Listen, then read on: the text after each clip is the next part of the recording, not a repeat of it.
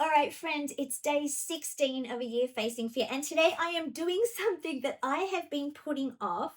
I received this free home test kit from the National Bowel Cancer Society in October when I turned 50. So here in Australia, I don't know what it's like for you where you're living, but here in Australia, when you turn 50, the government sends you a bowel cancer test and you're supposed to do it straight away, and it tests for bowel cancer. And mine is about to expire in July 2024, which is in a few days. Um,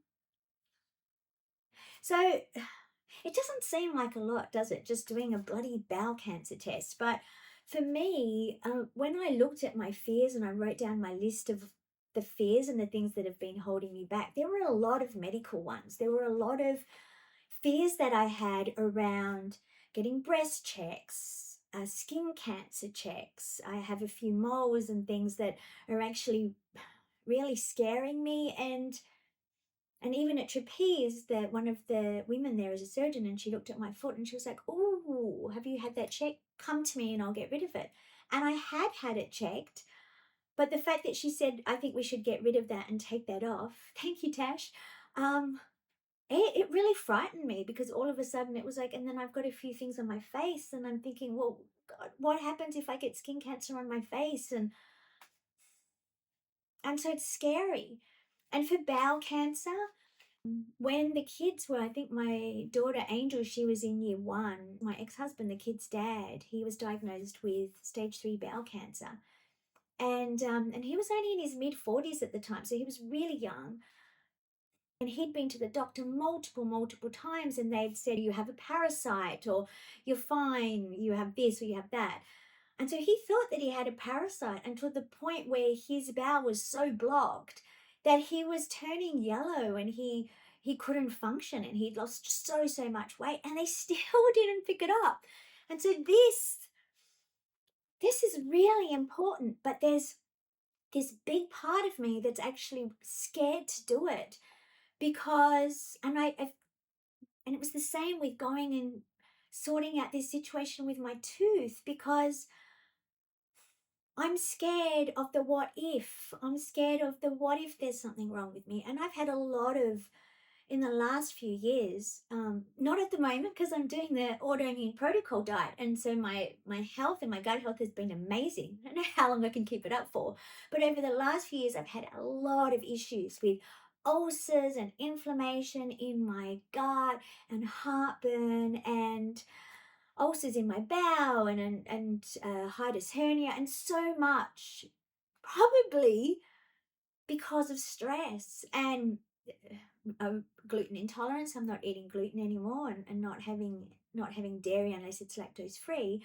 But the stress of living through the last few years, my gut was just like, "Rawr." It was not my friend. And so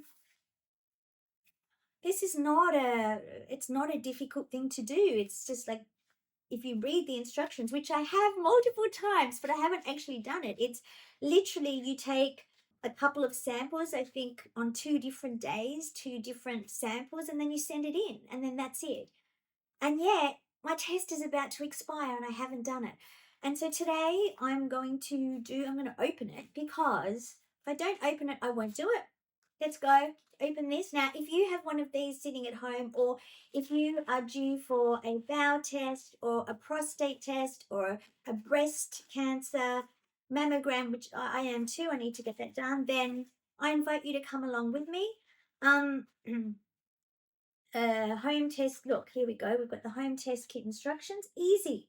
It's all set out. We've got our 2 little test kits. We've got our, even the little pocket to send it back. So today, and it might take a couple of days actually to do this. I don't know how it works in terms of, I didn't clearly read the instructions well enough. I didn't read the instructions well enough, but today I'm doing this. And so, yeah, if you have anything that medical related that you are also putting off, whatever test it is, whatever testing you need done, maybe it's you need to go and speak to a mental health professional. Maybe you're struggling with mental health. Maybe it's physical. Maybe there's something that doesn't quite feel right.